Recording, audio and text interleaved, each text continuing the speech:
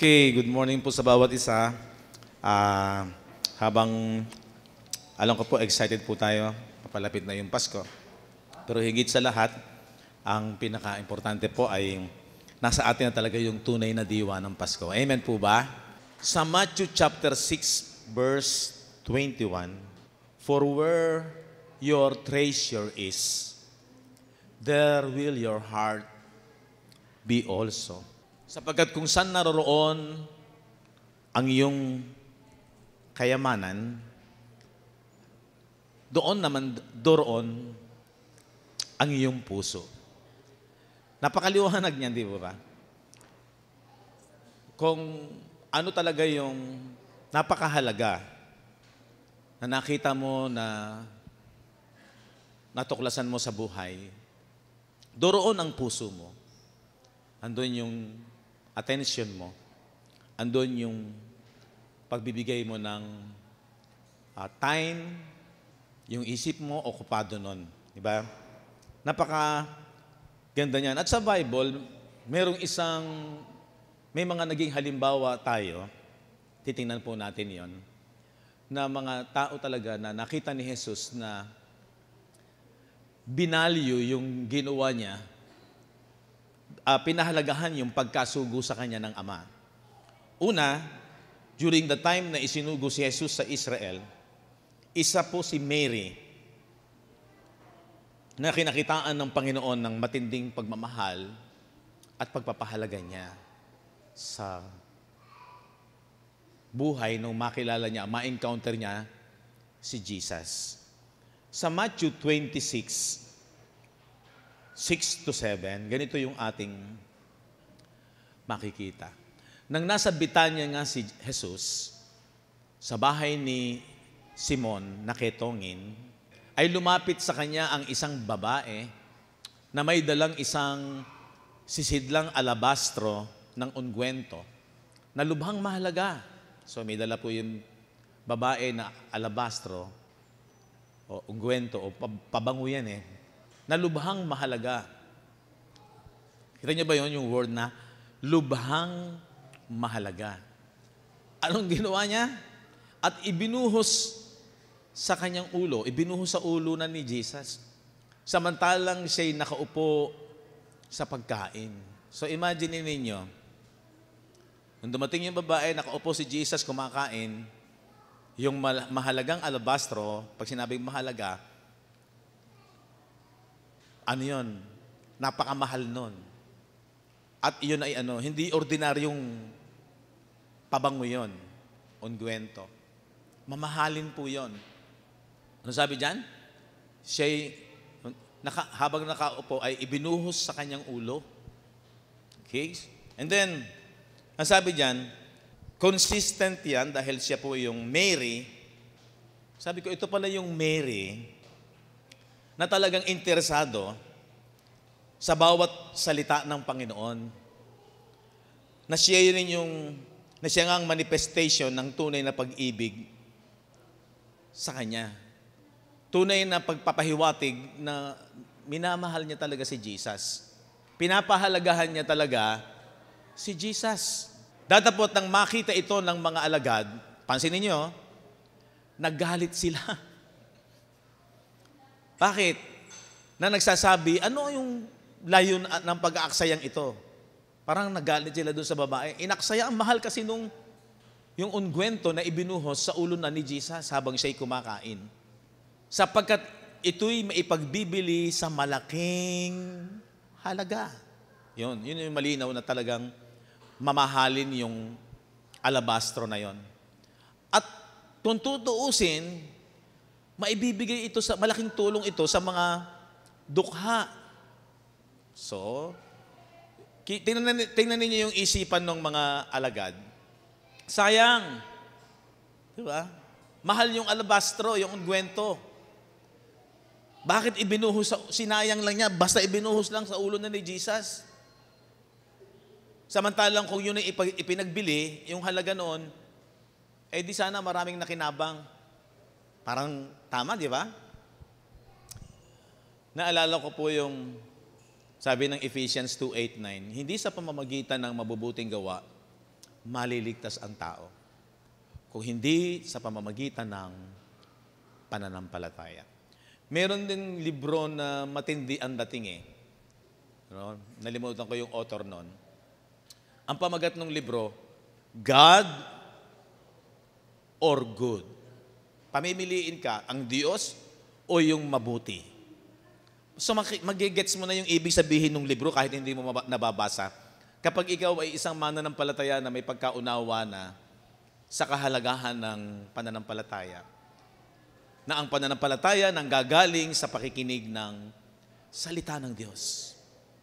Nasabi doon, God or good?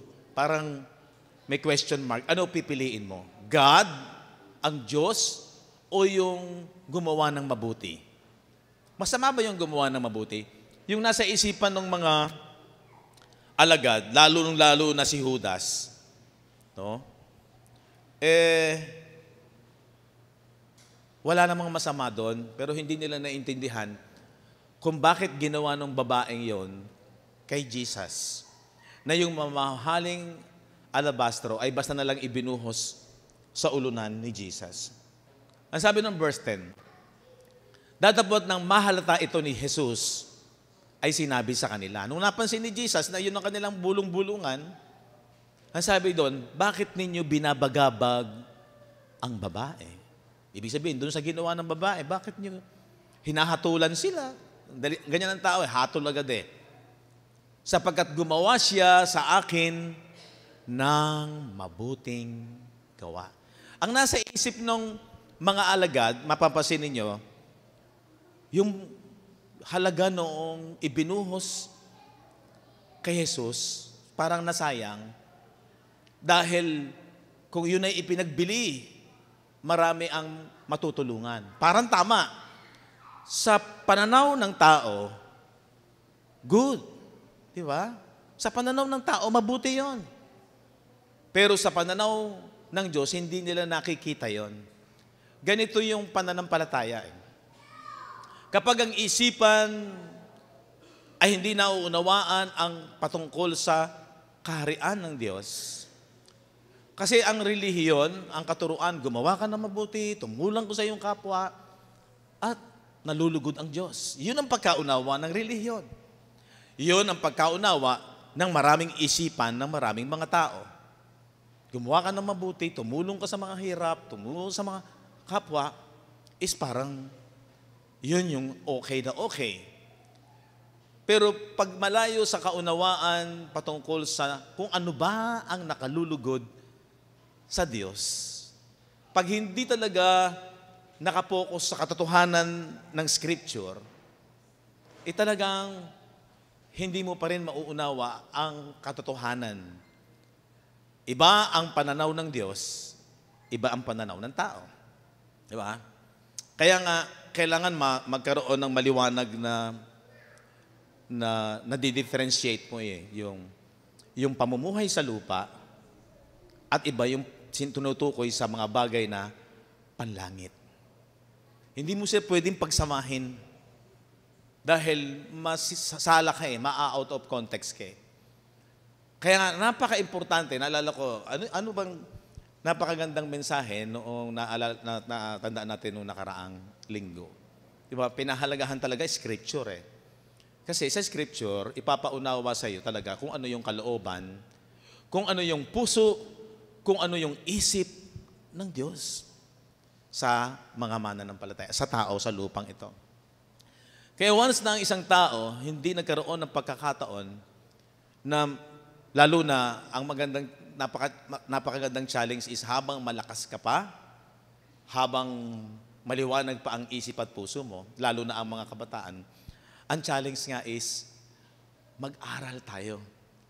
Kasi ang Bible lamang, yung sinasabi sa John 5:39, ang magpapakilala. Sinasaliksik ninyo ang kasulatan sapagkat iniisip ninyo na sa mga iyon ay meron kayong buhay na walang hanggan. Ano pinaka-agenda ng Word of God? Kasi ang Word ay Spirit. Diba? Sabi ng John 6:63, "The word that I speak unto you, they are spirit and they are life." Ang mga salita na sinasalita ko sa inyo ay pawang espiritu at pawang buhay. Doon ko nga hindi maintindihan na nung tayo ay nagliwanag ang aral ng Panginoong Jesucristo, na ang lahat ng kanyang sinasabi ay pawang espiritu.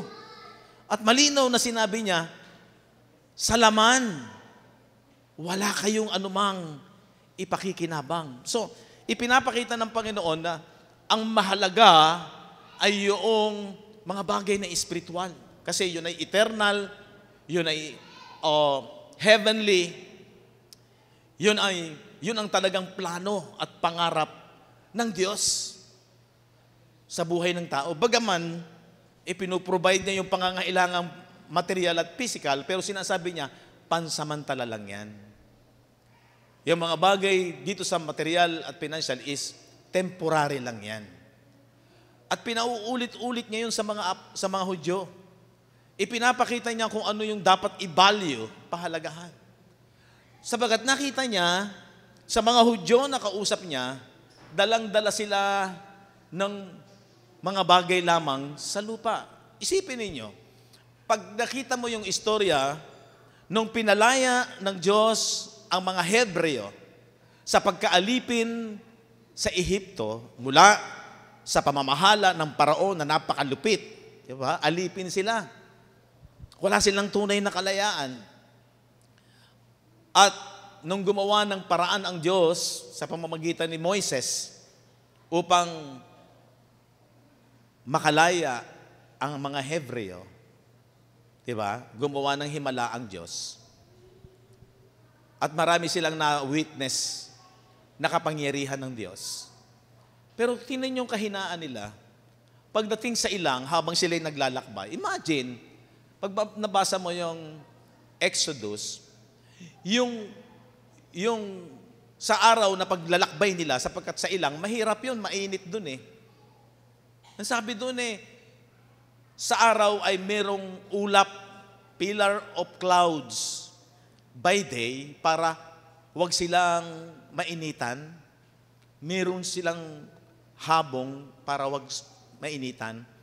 At pagdating sa gabi, wala naman silang kuryente, walang ilaw, nagiging pillar of fire, haliging apoy sa gabi para merong liwanag. At kapag nag-move yung clouds, yun ay presence ng Diyos. Sumusunod sila. Ha? Kaya lang, makikita natin yung kanilang kahinaan, yung kanilang laman. Hinahanap nila yung na masatisfy yung kanilang laman. Bakit? Kasi sa kabila nung naroon yung gabay ng Diyos, siguro ko, kung tatanungin natin ang tao, anong mahalaga? Sana yung pagsama ng Diyos nasa atin. Di ba? Pero sa totoo lang, kapag ikaw ay isang Kristiyano at malinaw sa iyo ang gospel, makikita mo ang Diyos nasa atin na. Kasama na natin siya. Kaya nga yung Pasko, laging sinasabi, Emmanuel, laging napapahayag yung salitang Emmanuel, God is with us. Totoo yun. Ang presence ng Diyos ay nasa atin na ngayon. Di ba? Sinangkapan na tayo ng Holy Spirit. Tingnan ninyo Ephesians chapter 1 verse 13. Sa pamamagitan ng aral ng katotohanan, na sa Kanya kayo rin naman, pagkarinig ng aral ng katotohanan, ano yung aral ng katotohanan? Ang ebanghelyo ng inyong kaligtasan. No, pag daw narinig natin yung aral ng katotohanan, ito lamang ang aral ng katotohanan. Ano yung aral ng katotohanan? Gospel of Christ. Gospel of our salvation. Na sa Kanya rin naman, mula nang kayo magsisampalataya, kayo ay tinatakan ng Espiritu Santo na ipinangako. Nasa atin ang Holy Spirit. At napakalaking tulong yan na bakit binabanggit sa Bible na dahil sa ginawa ni Kristo Jesus. Ano sabi ng Colossians 1:13? Sige, tingnan natin. Na siyang nagligtas sa atin sa kapangyarihan ng kadiliman. Wala nang power of darkness. Kapag ikaw ay nanampalataya sa gospel of Christ, wala na, tinapos na yung power of darkness. Delivered us from the power of darkness. Delivered, past tense na yan. Nagligtas, nangyari na yan. Di ba? At, ito pa yung maganda, naglipat sa atin and had translated us. Saan? Into the kingdom, sa kaharian of His dear Son, ng kanyang anak. Naghahari na si Kristo Jesus sa atin. Ang problema, pag hindi naunawaan na yun ay naganap sa ating spiritual na buhay, sa ating taong panloob. Di ba? Pinaksa natin ng mga nakaraang linggo yung the power of His resurrection. Ano yung mga magagandang benepisyo nung kanyang pagkabuhay na mag-uli? Isinilang tayo? Meron tayong bagong buhay? Sino yon? Yung ating inward man. Kaya maraming mga nakukonfuse, hindi nakukuha ang tunay na detalye na ang pinagpala ng Diyos, sabi ng Ephesians 1:13, pinagpala na kayo ng lahat ng pagpapalang spiritual. Imagine, kung mananampalataya po tayo sa gospel of Christ at maniniwala ka sa katotohanan na naging benepisyo at bunga ng ginawa ni Kristo Jesus. Yun yung sinasabi ni Brother Ray last Sunday. Na kung mauunawaan lamang ang mystery ng gospel na ipinapahayag ni Apostol Pablo, wala na sanang inggit, wala na sanang away. Nagkakaroon na sana ng satisfaction, contentment. Hindi mo nahahanapin yung mga bagay sa laman. Pero once, kasi talagang ito yung kalaban natin, yung physical, yung ating kahinaan sa laman. Mabuti na lang, tinapos ito ni Jesus sa krus ng Kalbaryo. Pero hanggat hindi mo nauunawaan ang ganda ng plano ng Diyos, ng pinahalagahan kung bakit ibinigay si Jesus, kung bakit ibinigay ni Jesus ang kanyang buhay, ay para lamang doon sa ating taong panloob na iyon ang re-resurrect, na dating patay, bunga ng kasalanan, pero dahil sa ginawa ni Jesus sa krus, yon ay binuhay na mag-uli. Yun yung na-born again. At yon ang nagtataglay ng kapangyarihang hindi kailanman magagapi. Kaya yon ay pinagpala na ng lahat ng pagpapalang espiritual. Doon tayo dapat maging masaya. Yun yung makikita mo na napakahalagang naganap sa buhay ng isang tao. Diba? Ang problema, pag hindi ito naunawaan, confused pa rin ang marami. At yun ang malimit kong sabihin. Inire-relate pa rin ng marami na ang nagiging sukatan ng kaharian ng Diyos na dala ni Jesus ay dito lamang sa lupang ito. At pag ikaw ay hindi naging maganda ang buhay at naging parang may pangyayaring hindi maganda sa buhay, ay sasabihin na ng tao na parang ang Diyos ay galit sa'yo, parang hindi ka pinagpala. Kasi ang tingin ng tao, ang perimeter ng pag-ibig at pagsama ng Diyos ay nasa physical. Pero ano sabi ni Jesus doon sa John 6:63? Sa flesh, it profiteth nothing. Bakit sasabihin niya yon? Na it is the Spirit that quickeneth. Di ba liwanag niyan? Ang Espiritu ang nagbibigay buhay, yung salita ng Diyos. The flesh profiteth nothing. Ba't niya sinabi yon? Kasi matatapos din ito eh. Lahat ng mga bagay ng physical, nagfe-fade, nakukurap. Di ba? Pero anong pinahalagahan niya? The words that I speak unto you, yung mga salita na sinasalita ko sa inyo about the kingdom, about sa eternal life, they are spirit. Ito yung espiritu at ito yung buhay. Amen? Paano mo mababali yung hindi mo nakikita? Bakit malimit sabihin ni Pablo na kami ay lumalakad sa lupang ito na ang aming tinitingnan ay yung mga bagay na hindi nakikita? Di ba? Hindi kami lumalakad sa lupang ito sa mga bagay na nakikita ng mata. Isipin niyo, ang tao, ang pananaw niya, ang mahalaga yung nakikita. Kaya lamang na lamang palagi. So itong mga Hudyo na lumabas mula sa pagkaalipin, nagreklamo. Ano yung nireklamo nila? About sa pangangailangan ng kanilang laman. Nakakasawa na. Imagine, araw-araw kada umaga, umuulan ng mana bilang pagkain nila. Ano na nangyari? Ang laman sumasawa yan. Pero alam nyo ba na minomold sila ng Diyos kung bakit it takes 40 years. Dapat buwan lang makakarating na sila sa lupang pangako. But it took 40 years na nag-wandering sila. Kasi ang makapapasok lamang sa lupang pangako ay kapag nabuo ang kanilang pananampalataya na ang mahalaga ay ang presence ng Diyos at ang kanyang mga pangako, yung kanyang mga salita. Pero nadaig sa isipan ng mga Hudyo that time yung pinahahalagahan ng Diyos at ang lumaban ay yung mas mahalaga sa kanila. Mabuti pa sa Egypt. Pansinin ninyo, mabuti pa sa Egypt, kumakain kami ng masasarap. May bawang, may sibuyas, may mga spices. Sawang-sawa na kami sa kada umaga sa mana. Pero hindi nila napapansin, pinipilit ng Diyos na mapatay sa kanila yung pagnanasa sa laman.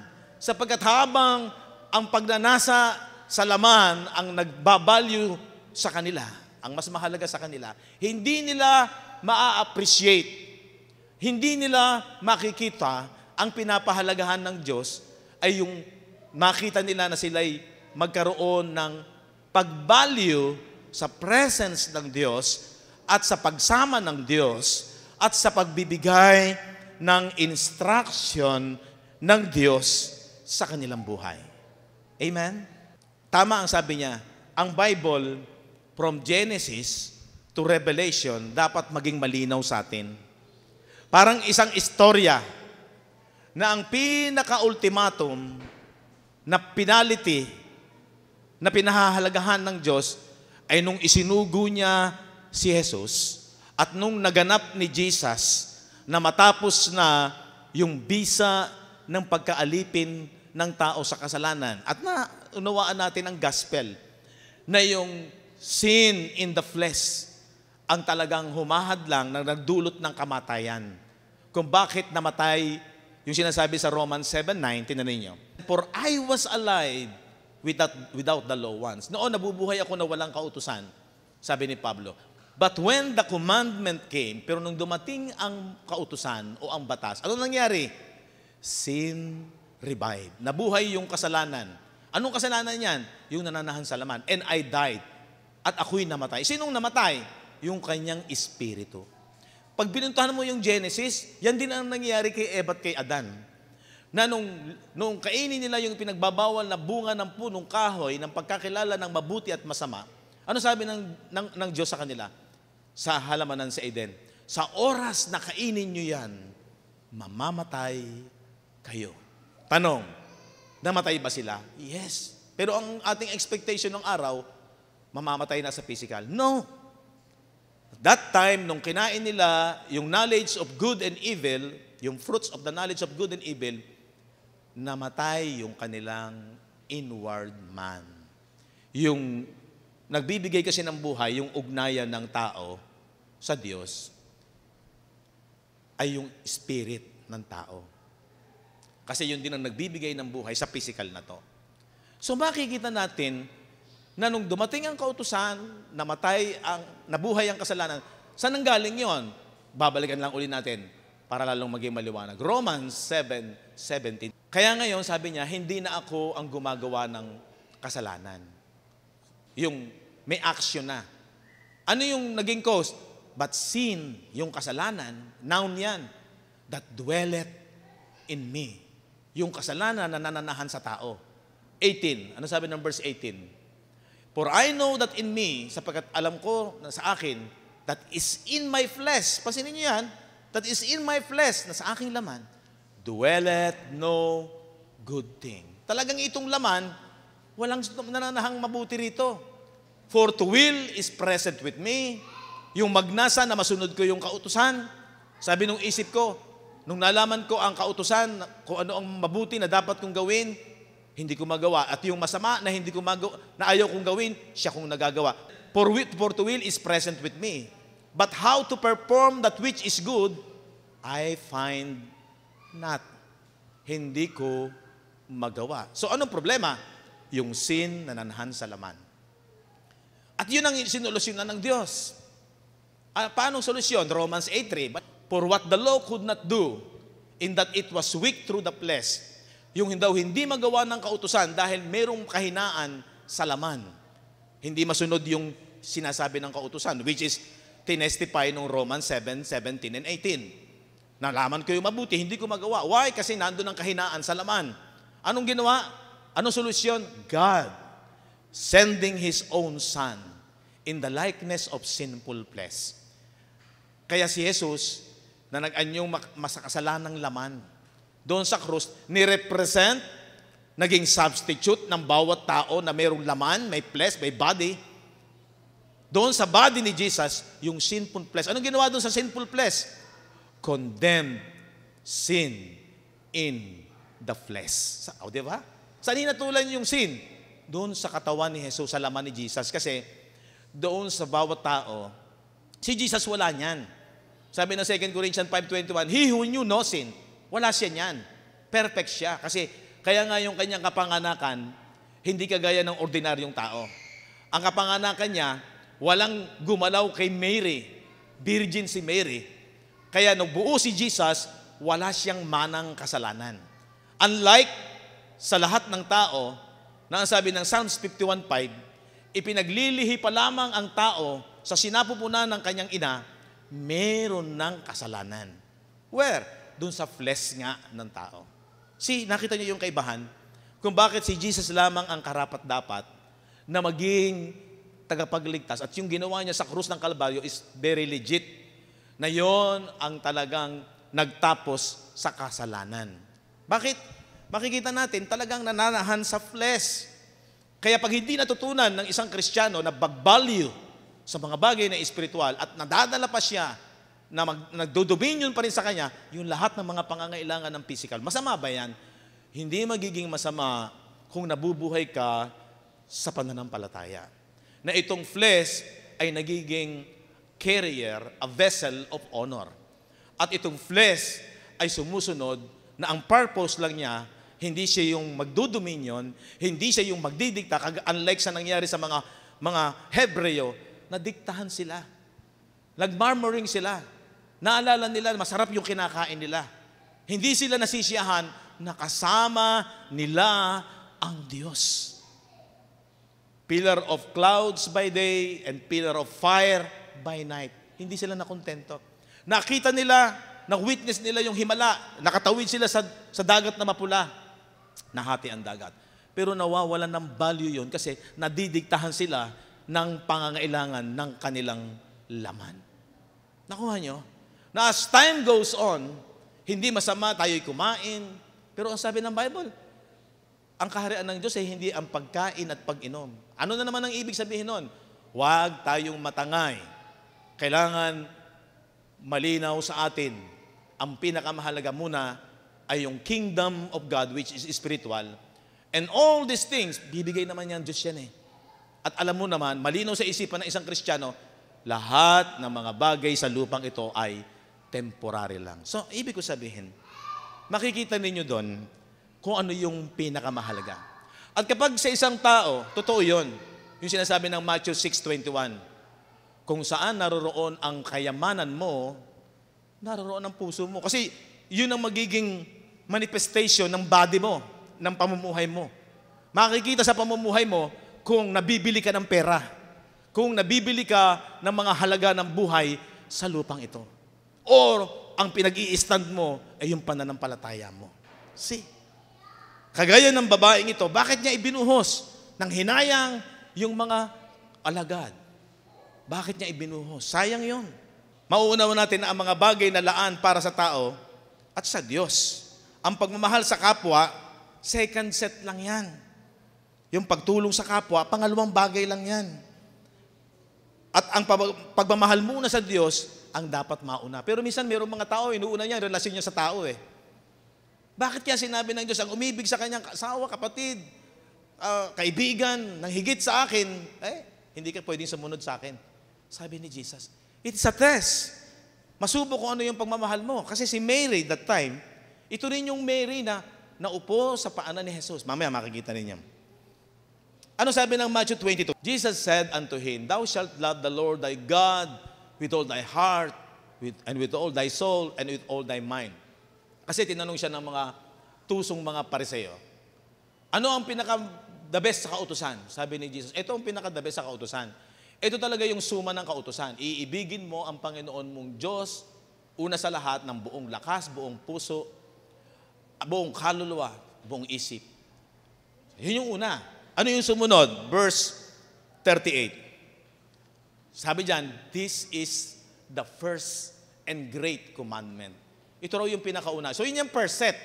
Dapat, makikita mo diyan, ang ipinapahayag ng kautusan, unahin mo munang ibigin ang Diyos. Tuloy natin, verse 39. And the second is like unto it. Ito yung pangalawa. Iibigin mo ang iyong kapwa saka sa tao na gaya ng iyong sarili. So, nire-rebuke ng mga alagad yung ginawang pag-ibig ng babae. Nang hinayang sila, dapat daw sa tao. Ganun ang mindset ng maraming mga tao. Laging ang pagtulong sa kapwa, walang masama. Sabi nga ni Jesus, kung babalikan natin si Mary na nagbuhos doon sa kay Jesus, sa ulunan ni Jesus, ng ungwento na mamahalin, sabi diyan, ipinapakita lamang ni Mary na consistent siya sa pagmamahal at maging sa kanyang aksyon ng pagkakaloob ng mamahaling ointment na inialay ay ipinakikita na ito ay bunga, manifestation lang daw yon ng malalim na pagkilala ni Mary dahil sa kanyang pakikinig sa bawat salita ng Panginoon. So lumalim kasi si Mary sa pagmamahal sa Panginoon dahil doon bunga yon ng kanyang pakikinig ng kanyang salita o ng instruction ni Jesus. Tingnan natin, sa Luke chapter 10, verse 39, at siya ay may isang kapatid na tinatawag na Maria, ito yung Mary na nagbuhos ng ungwento, na naupo rin naman sa mga paanan ng Panginoon, nakaupo sa paanan ni Jesus, at pinakikinggan ang kanyang salita. Diba? Ito yung naging ginagawa, lifestyle ni Mary. And then sumunod, verse 40. Ngunit si Martha, naliligalig sa maraming paglilingkod. Paano lumiligalig?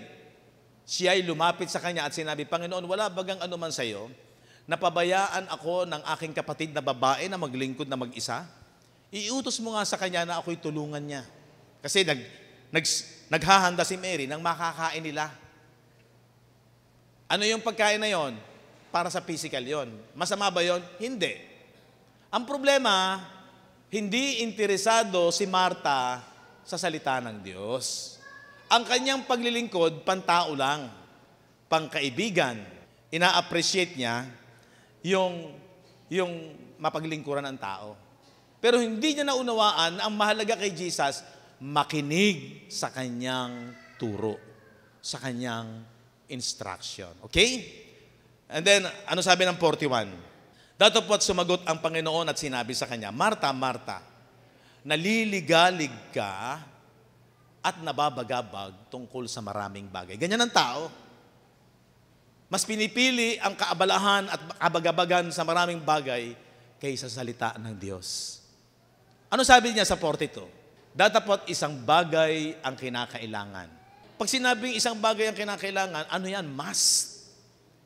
Kailangan. Importante. Kung mayroong mga bagay na napaka-importante, hindi mo dapat kalimutan yon. Kung sa pagpa-priority, kasi yun nakikita mong mahalaga. Yeah? Kaya hindi mawala-wala sa isipan mo yung bagay na mahalaga. Minsan pinagtatalunan yan eh. Ito muna unahin natin. Baka malimutan natin ito yung importante. Baka pag umalis tayo, ay di, masasayang ang ating lakad. Hindi tayo makakapag-enjoy. Kasi may nalimutan silang mas importanteng dapat gawin. Yun ang sinasabi. Dapat isang bagay ang kinakailangan. Ano yun? Pinili ni Maria ang magaling na bahagi. Ang tao dapat maging matalino. Lalo tayo mga Kristiyano. Tinatransform ng salita ng Diyos yung isip ng tao, yung isip natin. Lalo na pagka-Kristiyano ka. Kapag ikaw ay isang Kristiyano, hindi dapat masayang yung pagsimba mo. Hindi dapat masayang ang pakikinig mo ng salita ng Diyos.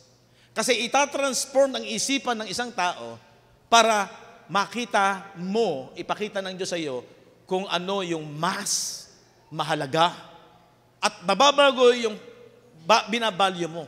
Merong transformation. Kaya nga, isip muna ang focus.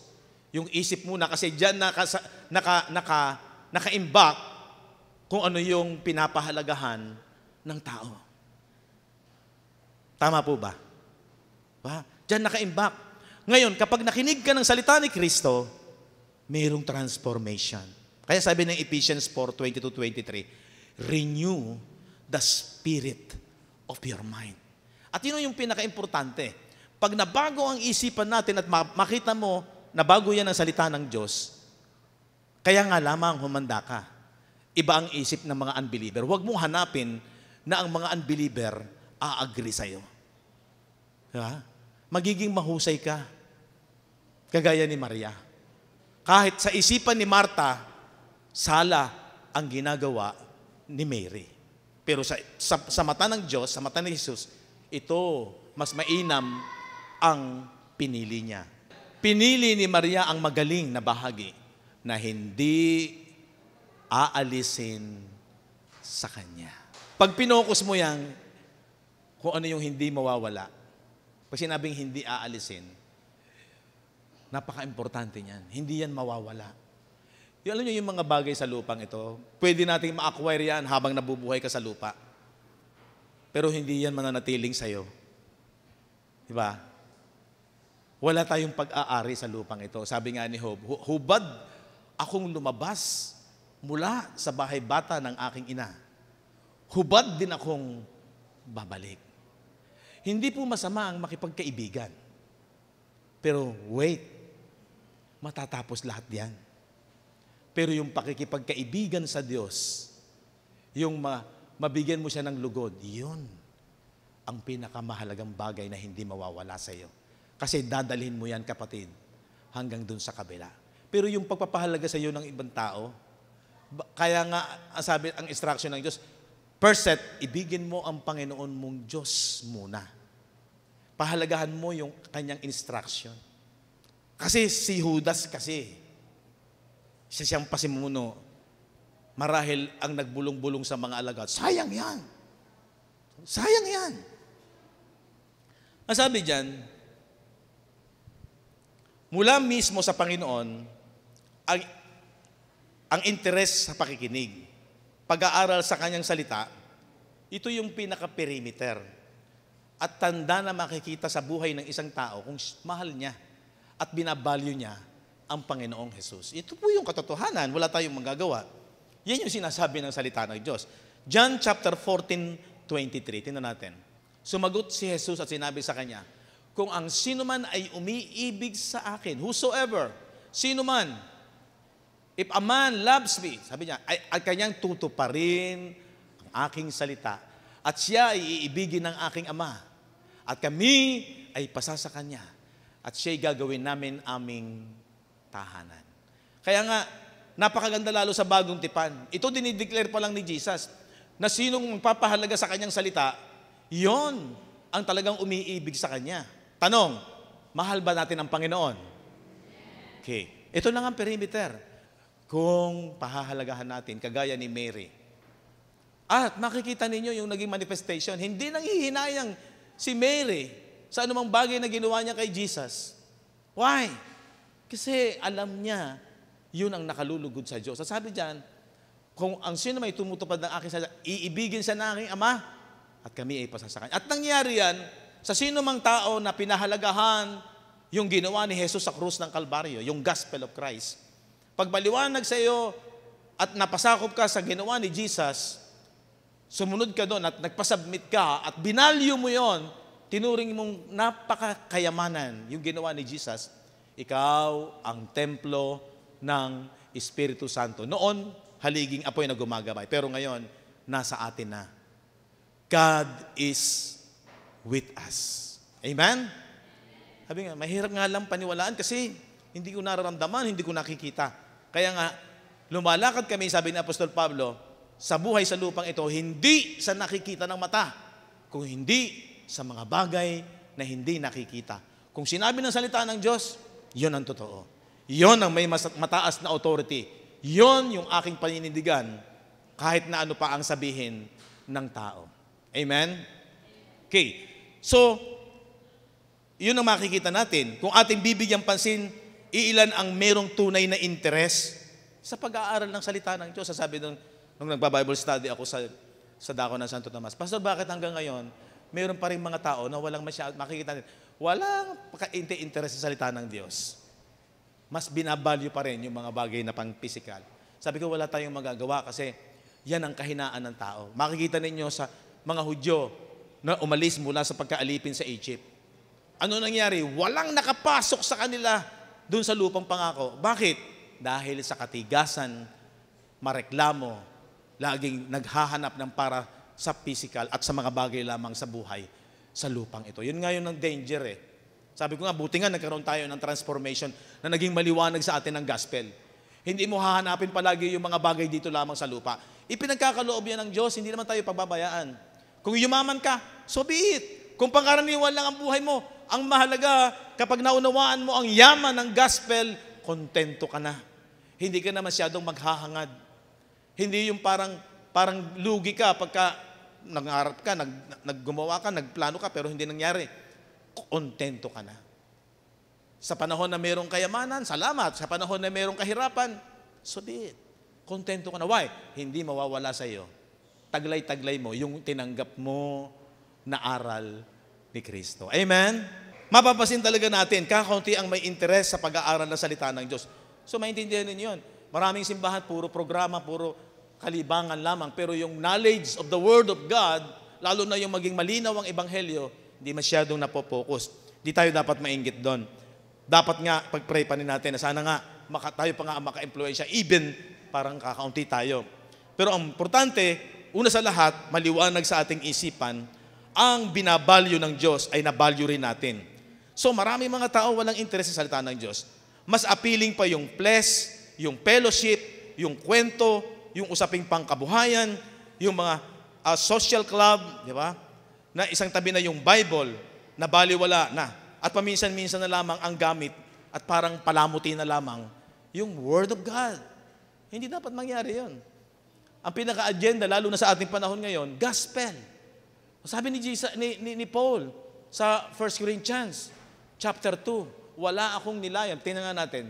Sapagkat aking pinasyahang walang maalaman anuman sa gitna ninyo. Sabi ni Pablo, maliban si Jesucristo at siya na napako sa krus. Yun lang naman ang pinaka-subject. Para magliwanag ang kayamanan ng ginawa ni Jesus sa krus ng Kalbaryo, ma-appreciate natin, makita natin yung kayamanan nun. Imagine, meron ka ng eternal life. Kaya mo bang bilhin yan? Yung buhay na walang hanggan. Ay, sabi ng Bible, what does it profit a man kung nag-gain niya ang mga lahat ng bagay na nais niya? Pero wala naman ang kanyang buhay na walang hanggan. Sayang din. Pero ang kayamanan natin, ito nga yun, na yung ginawa ni Kristo, kung ano yung value niyan sa ating taong panloob. Nakuha niyo po ba? Yan yung kayamanan natin. Yun yung ating kaligayahan. Sabi diyan, yung ginawa ni Mary sa Panginoon ay recognize. Ibig sabihin, acceptable, nakalulugod. Na ibinuhos niya yung ungwento sa ulo na ni Jesus nung nabubuhay pa si Jesus. Di ba? Alam kung ano ang motibo ni Mary upang ito ay kanyang ialay bilang pagsamba. Ito ang uri ng kanyang gawaing sinabi rin ni Apostol Pablo na yung kanyang paggawa, yung kanyang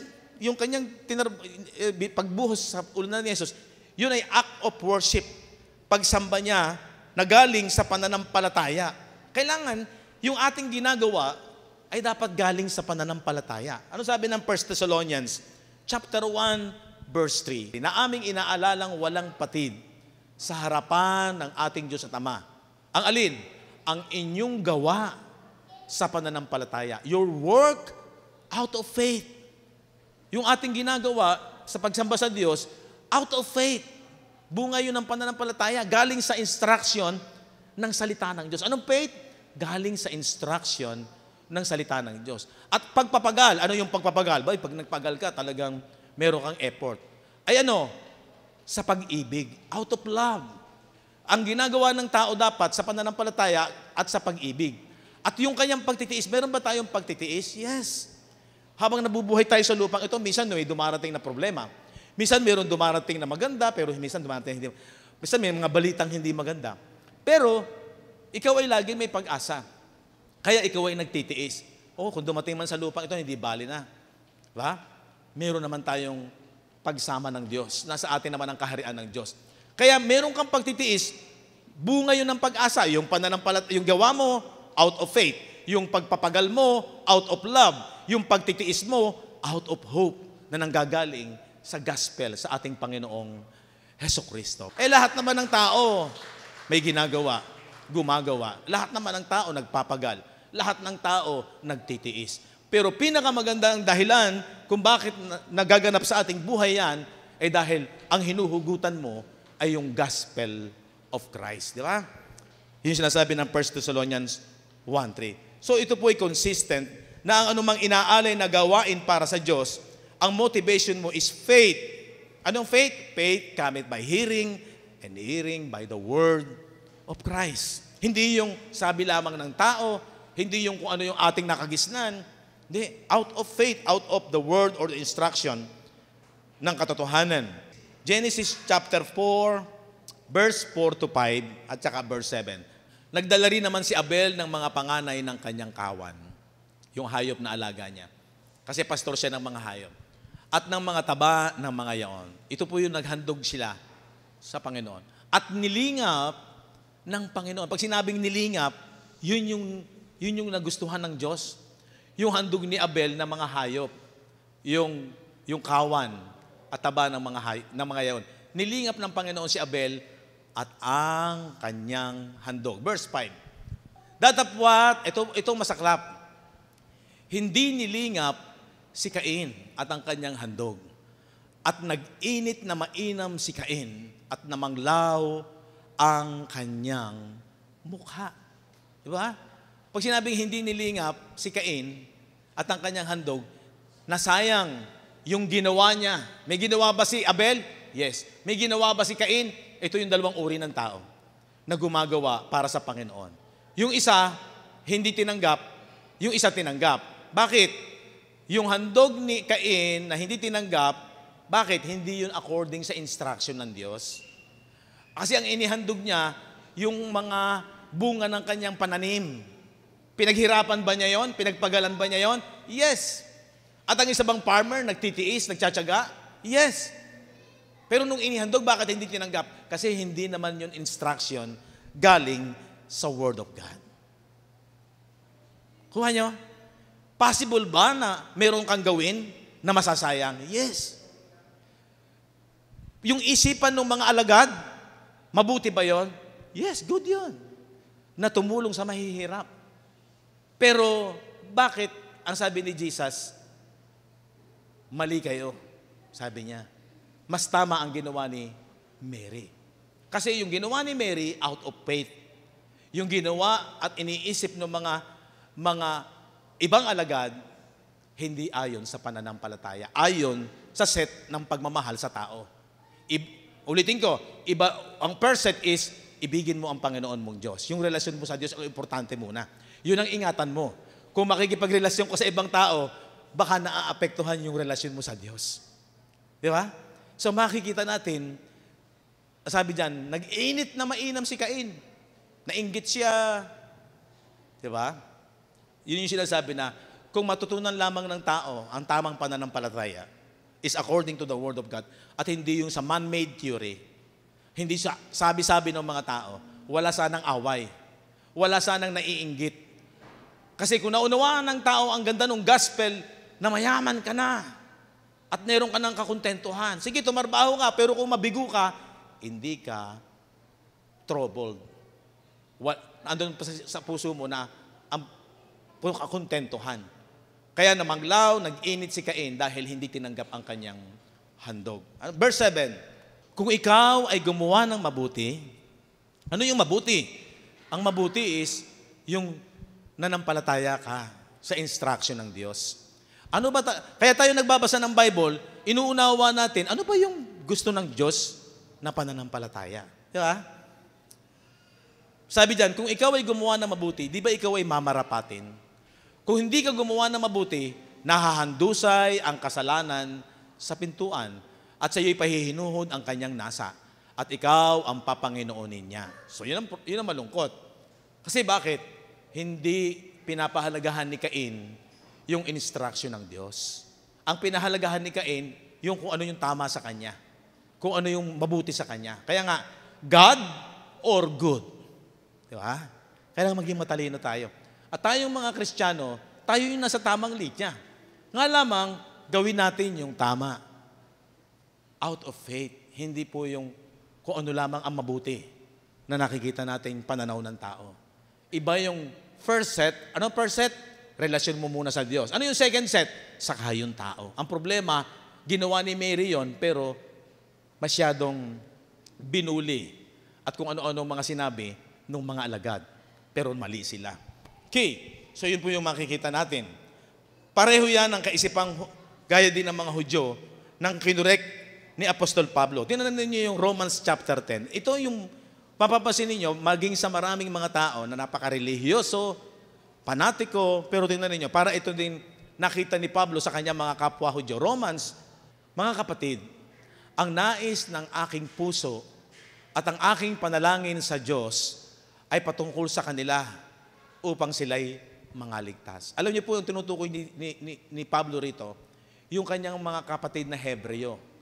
Yung mga kapwa niya, mga Hudyo na masigasig sa pananampalataya at sa pagkilala sa Diyos, pero hindi nila nakita yung unawa ng instruction ng Diyos na ang pinahalagahan ng Diyos nung pagkasugo ng Diyos kay Kristo, una sa mga Hudyo, ay para manampalataya sila doon. Pero hindi nireject nila si Christ eh. Kaya sabi niya, ito yung iyak ng kanyang puso, panalangin niya patungkol sa mga kapatid niyang mga Hudyo. Tingnan natin, verse 2.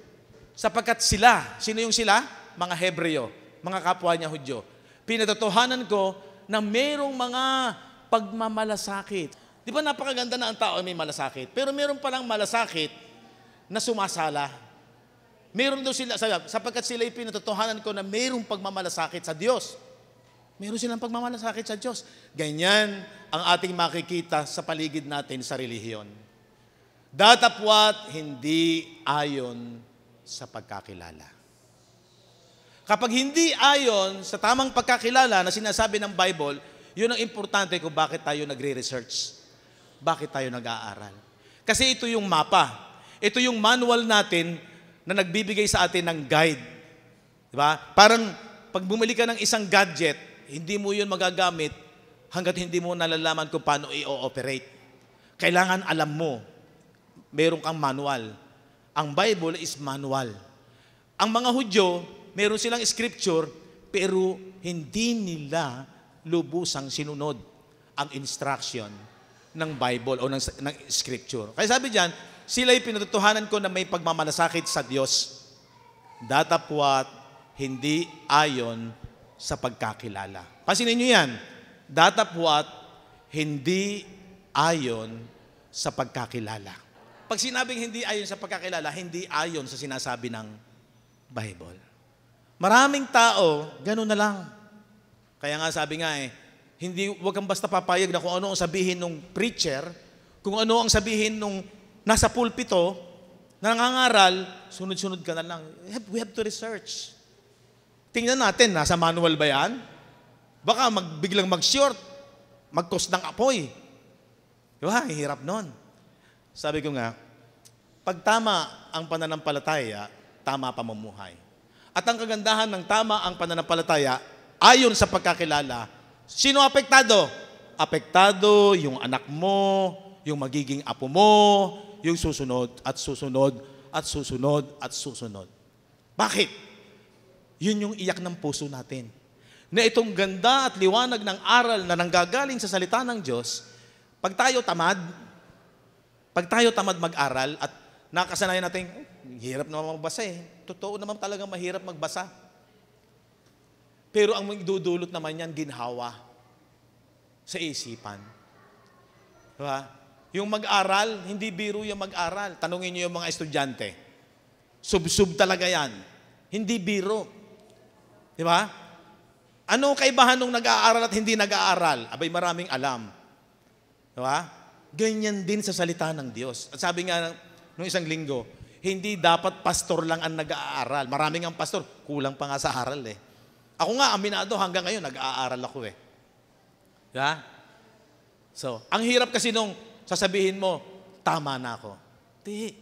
Progressive ang learning. Tingnan ninyo mga doktor. Habang tumatagal, tuloy-tuloy yung pag-aaral. Lalo na sa pananampalataya, bihira naman natin mabasa to. Hindi nga natin nababasa to ng gusto eh. Kaya dapat alam mo istorya ng Diyos. Ano istorya ng Diyos? Mula sa pasimula, sa Genesis, pag nakita mo yung istorya buo, yun yung tumatak sa akin noong isang linggo. Pag dito ka lang sa gitna, nalaman yung kwento, meron kang na-miss. Lalo na pag yung bandang huli lang ng kwento, ang na-encounter mo, ay marami, hindi mo mauunawa yung buong plano ng Diyos. Tama? So, sabi ko nga po, ang challenge ko nga po, sa mga kabataan, lalo sa music team, magbasa at least tatlong chapters ng araw. Gawin na natin yon. At tayo namang mga nanay, mga tatay, habang kaya pa natin, samantalahin na natin. Kasi ang buhay sa lupang ito, saglit lang. At sabi nga ni Haring Solomon sa Ecclesiastes, huwag mo nang intayin, hindi mo na marinig ang huni ng mga ibon. Mahina na pandinig. Ang hirap ba na mahina pandinig? Yes. Dapat maliwanag sa iyo yung mensahe, hindi mo nagiging maliwanag. Huwag mo nang intayin na hindi ka na makakaakyat sa itaas. Ibig sabihin nun, lana. Hindi na makaya. Diba? Huwag mo nang intayin na marami ng mga bagay na malakas sa iyo ang nawawala. Habang may pagkakataon pa, samantalahin natin ang mag-aral sapagkat yan ang nakalulugod kagaya ng ginawa ni Mary. Amen? Ang sabi niya, nakita ko meron silang pagmamalasakit. Ang problema, may pagmamalasakit lang. Marami bang taong ganyan? Yes. Pero namamali sa pagkakilala. Mag-ingat kayo. May danger po. Pag pinag-aralan mo ang Bible, hindi tayo humahatol. May danger ba? Yes. Imagine, sabi ni Pablo, yun ang iyak ng puso ko, na sila ay maligtas. Kasi nakita ko meron silang malasakit, pero hindi ayon sa pagkakilala. Romans chapter 10, verse 3. Sapagkat sa hindi nila pagkaalam. Saan nanggagaling ang pagkaalam? Sapagkat sa hindi nila pagkaalam ng katuwiran ng Diyos. Sa pagsusumakit na maitayo ang sariling kanila. Meron ba silang pagsusumakit? Kaya lang, ano tinatayo nila? Sariling pananaw. Man-made theory. Parang si Cain. Gumawa ba siya? Naghandog ba siya? Yes. Pero hindi niya alam ang tamang handog. Dahil sa hindi pagkaalam, may danger ba? Yes. Ano naging danger? Hindi tinanggap ng Diyos. Ano ang maganda? Gumagawa ka rin lang, nagpapagal ka rin lang, nagtitiis ka rin lang, ay ano maganda? Ay din sa tama ka na. Sabi diyan, sa hindi nila pagkaalam sa katwiran ng Diyos at sa pagsusumakit na maitayo ang sariling kanila, hindi sila napasakop. Saan? Sa katwiran ng Diyos. So yan ang danger mga kapatid. Yan ang danger. Kaya, ano yung kayamanan sa iyo? Ano yung binavalue mo? Relasyon mo sa tao? Pangalawang set yan. Hindi po masama makipagkaibigan. Pero ingat ka. At merong testing ang Diyos kung ano yung binavalue mo sa buhay na to. Amen. Diba? Sapagkat sa hindi nila pagkaalam ng katwiran ng Diyos, sa pagsusumakit na maitayo ang sariling kanila, hindi sila napasakop sa katwiran ng Diyos. Kung kaya, binibigyan diin na ang uri ng sinasabing sakripisyo, mayroon ba tayong sakripisyo? Yes. Yung pumunta ka lang sa simbahan, sakripisyo na yan. Minsan traffic. Diba? Meron ka bang investment? Yes. Bawat kilos natin ngayon, may investment tayo. Diba? Sabi diyan, yung sakripisyo na kung hindi galing sa pananampalataya, sabi nga nung sa linggo, mananampalataya rin lang tayo, ibuhos mo na. Yung makita mong tama, ayon sa patamang pagkakilala. Pag hindi yan galing sa pananampalataya, yung bunga ng pag-ibig, matao ba'y umiibig? Yes. Tinatawag na charity, ito'y mawawalan ng kabuluhan. Tingnan natin, 1 Corinthians chapter 13, verse 3. Tingnan nyo, linaw nito. Chapter 13, verse 3. At kung ipagkaloob ko ang lahat ng aking mga tinatangkilik, ano yan? Tumutulong. Ipinagkakaloob yung kanyang tinatangkilik upang ipakain sa mga dukha. Ayun yung isip ni na Judas. Yun yung isip ng mga alagad upang ipakain sa mga dukha. At kung ibigay ko ang aking katawan upang sunugin, datapwat wala akong pag-ibig, ay walang pakikinabangin sa akin. See? Yung charity. Ano yung charity dapat? Dapat galing sa pananampalataya. Isipin mo, ibinigay na niya yung lahat ng kanyang tinatangkilik, ipinakain sa mga dukha. Good works ba yan? Yes. Good or God. At kung ibigay ko ang aking katawan, binigay mo yung katawan mo, sinakripisyo mo na. Para handog sa kapwa mo, sa kaibigan mong mahal. Ang tanong, totoo bang pagmamahal yun? Ang totoong pagmamahal galing sa Diyos. Pag hindi out of faith, ay peke yun. Sa mata ng Diyos, kahit pa Romeo and Juliet. Alam niyo yung Romeo and Juliet. Pero kung wala ang pag-ibig ni Kristo, ano yung pag-ibig ni Kristo? Yung gospel.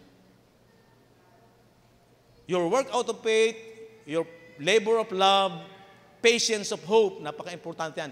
Lahat yan galing dapat sa gospel. Kaya kahit anong gawin mong kabutihan, sakripisyo, ihaing katawan upang sunugin, datapot wala akong pag-ibig. Yan, kung wala kang pag-ibig, ano yung pag-ibig na yan? Kung wala kang pag-ibig na galing kay Kristo, meron ka lang pag-ibig sa kapwa-tao. Ano sabi diyan? Walang pakikinabangin sa akin. Malinaw po ba yon? Yes, sabi ng Bible, oh. Tuloy natin. Marami, sincero. Pag sinabing sincero, totoo. Dito lang, sa tao. Sincero, sa sinasabing paglilingkod sa Panginoon. Ngunit kung ang motivation ay hindi ayon sa kalooban ng Diyos, ito'y mananatiling sa tao lamang. At hindi nagiging katanggap-tanggap sa Diyos. Mali ang batayan. Kung kaya, siyempre, mali na rin talaga ang kinauuwian. Dahil nga ang kilos ng katawan at buhay ay ayon sa doktrina o katuruan. Kung ano yung aral na tinatanggap mo, pinaniniwalaan mo, yun yung magiging buhay mo. Diba? Kung tama ang pananampalataya mo, tama pamumuhay mo, nakalulugod sa Diyos. Right believing leads to right living. Tama pamumuhay mo. Diba? Kasi nanggaling sa isipan mo, paniniwalaan mong aral. At kung, sabi niya, yung nga, pasahin natin 2 Timothy chapter 3, verse 10. Ngunit sinunod mo ang aking aral. Yan ang tama. Ano mangyayari? Pag tama ang aral, ugali. Pati ugali mo. Hindi ka nabibili, hindi ka parang si Judas. Nabili si Judas eh. Di ba? Kaya nga itinatwa niya si Kristo eh. Dahil ang mahalaga kay Judas, ano mahalaga kay Judas? Ito, pilak. Pinagbili niya si Jesus sa 30 pilak. So ano mahalaga kay Judas? Yun.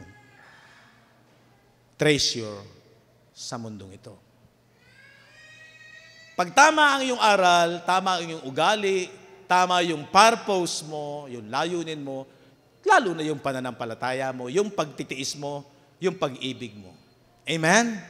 But thou hast fully known my doctrine. Ito po yung tamang doktrina.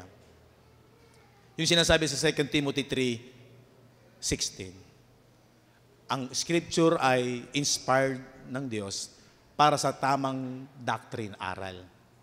All scripture is given by inspiration of God and is profitable for doctrine.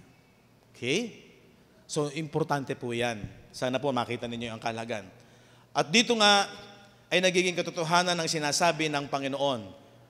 Matthew 15:14. Tingnan ninyo, nasa atin ang choice. Pabayaan ninyo sila. Kung mayroong mga tao na yun ang gusto, sige, diyan ka. Sila yung mga bulag na taga-akay. Diyan ka sa mga bulag na taga-akay. Kung ang bulag ay umakay sa bulag, ano mangyayari? Kapwa sila mahuhulog sa hukay. So So yun yung ating pagpasalamat sa Panginoon. Para wag tayo mahulog sa hukay, dapat ang tamang doctrine. Baka mamaya nga, ang purpose lamang, eto lang, mabudol lang tayo.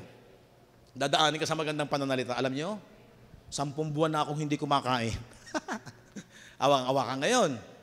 10 buwan na akong hindi nakain. Hindi na nga ako makapahinga, makapagkatulog. Kasi kaiisip ko para sa gawain ng Panginoon. Nakangailangan tayo. So yun, matatangay ka naman. Talaga, bibigay ka naman. Wala tayong magagawa. Kung ito yung gusto ng tao, sabi dyan, let them alone. They be blind leaders of the blind. Yan. Kung ang bulag daw ang aaki sa kapwa bulag, pareho silang mahuhulog sa hukay. Matthew 26:17-21. Ano sabi dyan? Makikita ninyo. Nung unang araw ng mga tinapay na walang lebadura, nagsilapit ang mga alagad kay Jesus na nagsisipagsabi, saan mo ibig na ipaghanda ka namin upang kumain ng kordero ng Paskwa? 18. Sinabi niya, magsipasok kayo sa bayan sa gayong tao at sabihin ninyo sa kanya, sinabi ng guro, malapit na ang aking panahon, sa iyong bahay magpapaskwa ako, pati ng aking mga alagad. Ito po yung Last Supper. Nang dumating nga ang gabi ay nakaupo siya sa pagkain ng kasalo ang 12 alagad. 21. At samantalang sila'y nagsisikain, sinabi niya, katotohanang sinasabi ko sa inyo na ako ay ipagkakanulo ng isa sa inyo. Sino yan? Sino yan nagkanulo?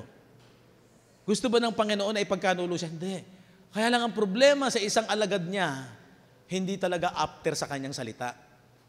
After saan? Dito. Siya yung unang-unang pumuna doon sa babae, si Mary.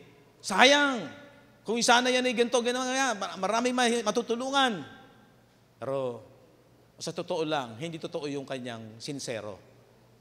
Pagkat siya yung nagkanulo sa Panginoon. Di ba? Ang sabi doon, ako'y ipagkakanulo ng isa sa inyo. Sa harapan na iyon ay sinabi na mayroong betrayal na magaganap. Kung kaya ang reaksyon ng mga disipulo, nagulat sila. Sino po magkakanulo sa inyo? Ako baga? Alam niyo yung isa doon, sino po ang magkakanulo sa iyo? Yung nagsalita ng ako baga, hindi rin nila kilala pa rin sarili nila kung talagang sila ay totoong nananampalataya kay Kristo. Napaka-importante na kapag ikaw ay nag-aaral ng salita ng Diyos, alam mo. Ang tanong nga, gusto ba ng bawat isang mga mananampalataya na very close tayo sa Panginoon? Amen. Di ba? Kaya nga tayo sumisimba Gusto mo maging close sa Panginoon. Alam niyo ba na hindi lahat ng tinawag ng Diyos ay naging very close sa Panginoon? Kasi makikita natin yan, 12 yung tinawag. At totoo nyo, dumaan pa sa krisis si Peter. Bakit? Ay tinatwa din ni Peter si Jesus. Kaya lang, mabuti na lang naka-recover. Kita ng Diyos ang puso ng tao. Pastor, lahat ba tayo may kahinaan? Yes, nasa naman tayo Pero ang importante, nagsusumikap ka. Na kahit minsan tayo ay nadadapa sa lupang ito, inaamin natin yung ating pagkakamali. Sala pa pala ako. Itinutuwid tayo ng salita ng Diyos. Ang importante, nagkakaroon ka ng analyzation na meron akong dapat pang ituwid. Ang problema sa isang tao, pag ma-pride. Pag ang pride ang umiral, kahit na alam niya na tama yon, pipilitan niya yung gagawa pa siya ng mga dahilan. Pero pag ang isang tao, natanggap niya na siya'y mali. Kasi ang mga alagad, makikita mo mga kahinaan Isa nga lamang doon ang tapat, si John the Beloved. Kaya yung kanyang tanong, Panginoon, sino po? Ibig sabihin, alam niya sa sarili niya na hindi niya ipagtatatwa ang Panginoong Jesucristo. Pero yung ibang mga alagad, is it I, Lord? Is it I? Ako baga? Meaning, hindi mo kilala pa sarili mo. Kung talagang nananampalataya ka sa Panginoong Jesucristo. Tingnan ninyo 2 Corinthians chapter 13 verse 5. Siyasatin ninyo, ito importante, siyasatin ninyo ang inyong sarili. Kung kayo ay nangasa pananampalataya. Subukin ninyo ang inyong sarili. Paano natin matetest ang ating sarili? Through the Scripture.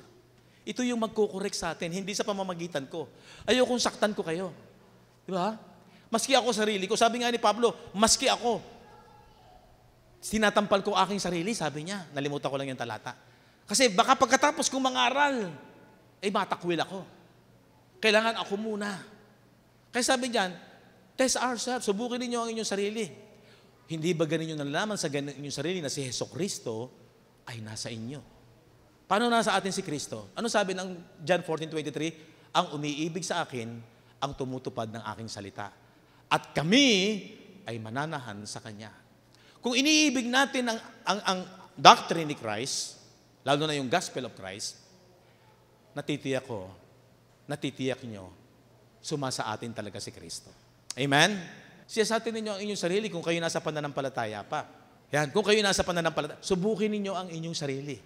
Hindi ba ganin nyo nalalaman sa ganang inyong sarili na si Hesukristo yung nasa inyo? Maliban na lang kung kayo itinakwil na.